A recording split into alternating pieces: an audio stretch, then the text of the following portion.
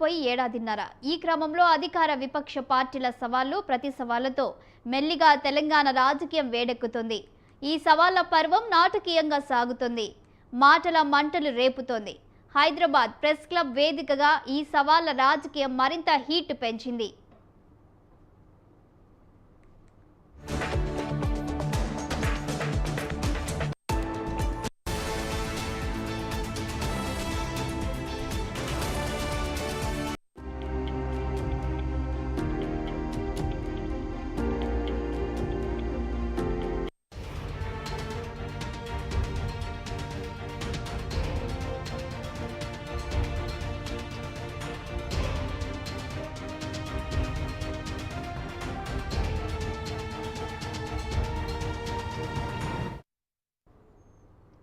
రైతులకు ఎవరేం చేశారో చర్చకు రావాలని మాజీ ముఖ్యమంత్రి కేసీఆర్ను సీఎం రేవంత్ రెడ్డి సవాల్ విసిరారు.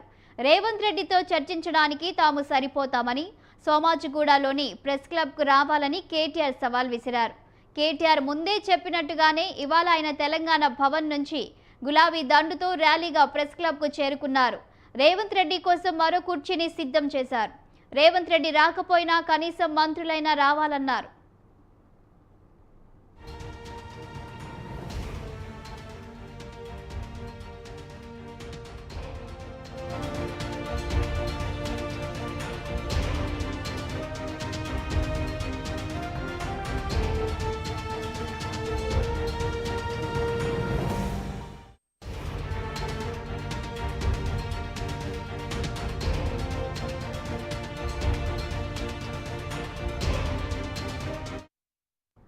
మరోవైపు కాంగ్రెస్ ఎమ్మెల్యేలు ఎమ్మెల్సీలు కేటీఆర్ పై తీవ్ర స్థాయిలో ధ్వజమెత్తారు.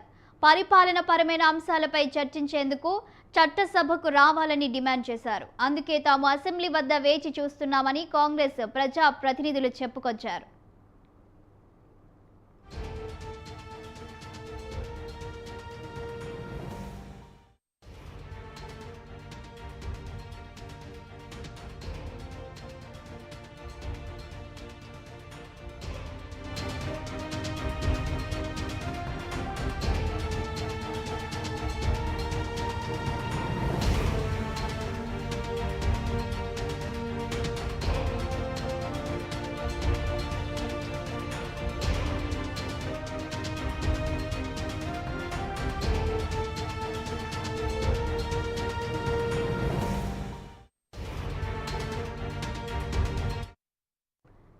ఎప్పుడైనా నేతలు సవాళ్లు విసురుకోవడమే కానీ వాటిని ఆ తర్వాత పట్టించుకున్న సందర్భాలు చాలా తక్కువ.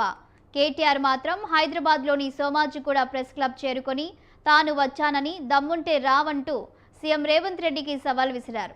అంతకుముందు రేవంత్ రెడ్డి దమ్ముంటే చర్చకు రావాలని చేసిన సవాల్ను కేటీఆర్ గుర్తు చేశారు. ఇప్పుడు తానొస్తే ఢిల్లీ పారిపోయారని సెటైర్ వేశారు. ప్రెస్ క్లబ్లో రేవంత్ రెడ్డికి ఓ కుర్చీ సైతం సిద్ధం చేశారు. చర్చకు మేమొచ్చినాం, చర్చకు మేమొచ్చినాం, చర్చకు మేమొచ్చినాం.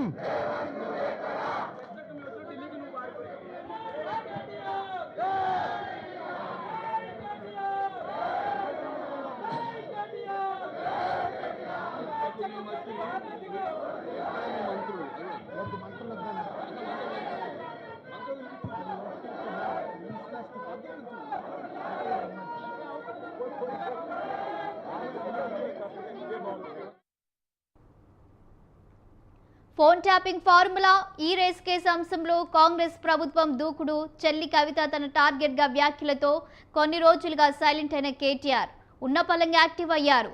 సీఎం రేవంత్ సవాల్ను తన మైలేజీకి వాడుకునే ప్రయత్నం చేశారన్న టాక్ వినబడుతుంది. చెల్లి కవిత ప్రత్యేక అడుగులు వేస్తూ దూసుకుపోతుంటే గత కొన్ని రోజులుగా బీఆర్ఎస్లో కేటీఆర్ వెనుకబడ్డారన్న టాక్ వచ్చింది. దీంతో యాక్టివ్ మోడ్లోకి మారారు. సీఎం రేవంత్ రెడ్డి కేసీఆర్ టార్గెట్గా సవాల్ విసిరితే కేటీఆర్ రెస్పాండ్ అవుతున్నారు.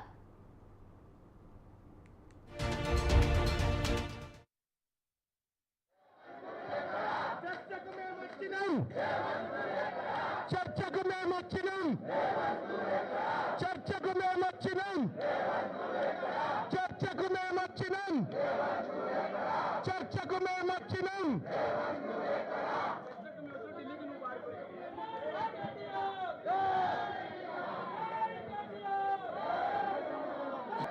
చర్చకు మేము ఈ నెల 4న ఎల్బీ స్టేడియంలో కాంగ్రెస్ నిర్వహించిన సామాజిక న్యాయ సమర భేరీలో రేవంత్ రెడ్డి మొదటగా సవాల్ విసిరారు. ఢిల్లీలో ఉండే మోదీ అయినా సరే, గల్లీలో ఉండే కేడీ అయినా సరే చర్చ పెడదాం, పార్లమెంటులో అయినా సరే, అసెంబ్లీలోనైనా సరే రైతు రాజ్యం ఎవరు తెచ్చిండ్రు, రైతులకు అండగా నిలబడింది ఎవరో తేల్చుకుందాం రండి. దీనికి కేసీఆర్ వస్తారో, కిషన్ రెడ్డి వస్తారో, మోదీ వస్తారో ఎవరైనా ఓకే అని రేవంత్ రెడ్డి సవాల్ విసిరారు. చర్చనం చర్చకు మేము వచ్చినాం చర్చకు మేము వచ్చినాం చర్చకు మేము వచ్చినాం చర్చకు మేము వచ్చినాం చర్చకు మేము వచ్చినాం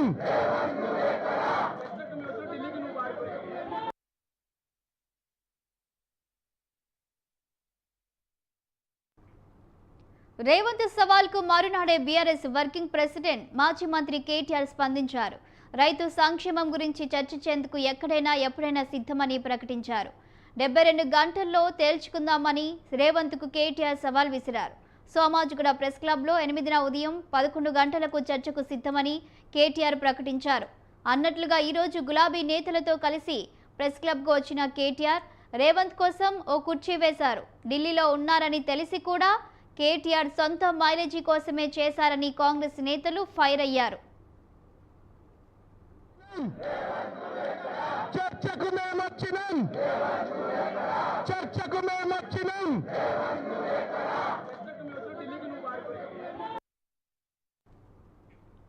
అభివృద్ధిపై చర్చకు రావాలని సీఎం రేవంత్ రెడ్డిని ఎన్నోసార్లు ఆహ్వానించాం. అసెంబ్లీలో కాదంటే ప్రెస్ క్లబ్లోనైనా చర్చకు రావాలని చెప్పా. రుణమాఫీ, రైతు బోనస్ వంటి అంశాలపై చర్చకు రావాలని ఆహ్వానించా. సీఎం రేవంత్ రెడ్డి ఢిల్లీలో ఉన్నారని తెలిసింది. సీఎం రాకుంటే మంత్రులైనా రావాలని కేటీఆర్ అన్నారు. తువాలేసి దాని మీద రాసి నీకోసం ఇంతమంది పెద్దోళ్ళు నిలబడి మాజీ హోంమంత్రి గారు, మాజీ అడిషనల్ డీజీపీ గారు, మాజీ మంత్రులు, మా రాజ్యసభ సభ్యులు, మా ఎమ్మెల్యేలు అందరూ నిలబడి నీకోసం కుర్చీ వేసి అర్ధగంట ఎదురు చూసినాం. నీకు నీ కుర్చీకి ఇచ్చే గౌరవం నీకు ఇచ్చినాం. కానీ ముఖ్యమంత్రి గారు, మీరు గౌరవాన్ని నిలుపుకునే పద్ధతిలో లేరు. మీరు మీ మాటలు, మీ రోత చేష్టలు ఇవన్నీ తెలంగాణ సమాజం గమనిస్తూ ఉంది. పెద్దలు కేసీఆర్ గారిని మీరు ఎట్లా ప్రతిరోజు దుర్భాషలాడుతున్నారో ప్రపంచం మొత్తం చూస్తూ ఉంది. ఒకటి మాత్రం వాస్తవం, నువ్వు 4 రోజులు మోసాలు చేసి తప్పించుకోవచ్చు గాక, 4 రోజులు ఇట్లనే డైలాగులు కొట్టి తొడగొట్టి గతంలో తప్పించుకున్నట్టే తప్పించుకోవచ్చు. సీఎం ఇవాళ హాజరు కాకుంటే మరో రోజు చర్చకైనా మేం సిద్ధం. సీఎం రేవంత్ రెడ్డికి వీలైన తేదీ, ప్రదేశం చెప్పాలని అడుగుతున్నాం. అసెంబ్లీలో మైక్ కట్ చేయకుండా మాట్లాడిస్తామని హామీ ఇస్తే అసెంబ్లీలో కూడా సిద్ధమని కేటీఆర్ సవాల్ విసిరారు. ఈ ప్రభుత్వం ఒక్క హామీని కూడా నెరవేర్చలేదని, రేవంత్ రెడ్డి తప్పుకుంటే అభివృద్ధి అంటే ఏంటో కేసీఆర్ చేసి చూపిస్తారని అన్నారు.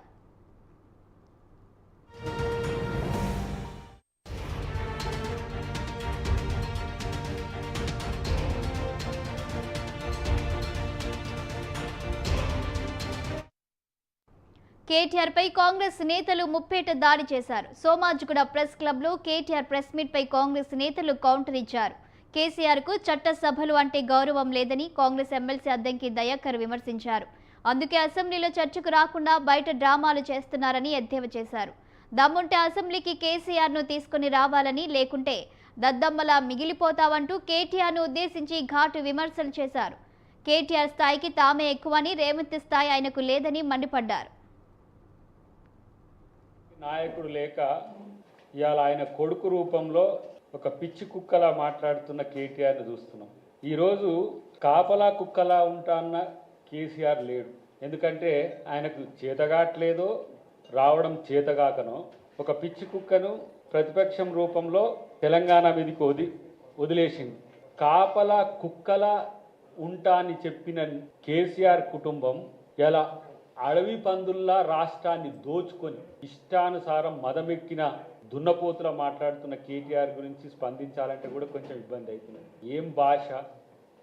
నేను అంటున్న కేటీఆర్, నీకు దమ్ముంటే, నీవు నిజంగా మగాడివైతే నీ అయ్యని తీసుకొని అసెంబ్లీకి రా.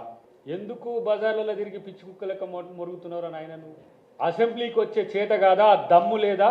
అసెంబ్లీకి వచ్చే దమ్ము లేని దద్దమ్మలు ఇవాళ బీఆర్ఎస్ నాయకుల కనీసం ఇంగితం లేకుండా నువ్వు మాట్లాడుతున్న మాట. ఇలా అభివృద్ధి గురించి సంక్షేమం గురించి మాట్లాడతారు మా పెద్దలు. రామ్మోహన్ రెడ్డి గారు మాట్లాడతారు, మా ఎన్ఎం గారు మాట్లాడతారు, మా కవంపల్లి మాట్లాడతారు. మీకు సిగ్గు లజ్జ ఉందా? మీకు మీ బతుకులకు ఏమైనా మీ వాదా ఏంది? మొట్టమొదటిసారి తెలంగాణ సమాజాన్నే కాదు, తెలుగు సమాజాన్నే కాదు, ఈ దేశాన్ని మోసం చేసిన దళితులు మీరు. దళితుడిని ముఖ్యమంత్రి చేస్తా అన్న దద్దమ్మలు మీరు దళితుడిని ఎందుకు చెయ్యలేదో కూడా చెప్పలేని, ఇప్పటికి కూడా చెప్పలేని పరిస్థితిలో మీరు ఉన్నారు. మీరు కమిట్మెంట్ గురించి, కన్విక్షన్ గురించి మాట్లాడారు. కేటీఆర్ ఇకనైనా ఇలాంటి చిల్లర చేష్టలు మానుకోవాలన్నారు జగ్గారెడ్డి. మాకున్న అనుభవాల ముందు కేటీఆర్ జీరో అని విమర్శించారు. సీఎంను ప్రెస్ క్లబ్కు చర్చలకు రమ్మని పిలవడం ఏంటని దుయ్యబట్టారు. కేటీఆర్ తన తండ్రి సీటిస్తే డైరెక్ట్ ఎమ్మెల్యే అయ్యారని, కేటీఆర్ సర్పంచ్గా గెలిచారా, జెడ్పీటీసీగా గెలిచారా అని ప్రశ్నించారు. కేటీఆర్కు డక్కాముక్కీలు ఎలా తెలుస్తాయన్నారు. అనుభవంతో కూడుకున్న రాజకీయం సపరేట్ అన్నారు.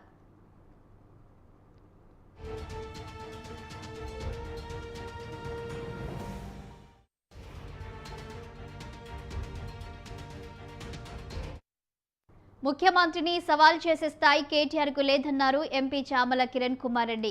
ప్రగతి భవన్లో ఉంటూ ప్రగతిని పట్టించుకోకుండా ఫామ్ హౌస్లో ఉన్న దరిద్రపు పాలన మీది అంటూ ఫైర్ అయ్యారు.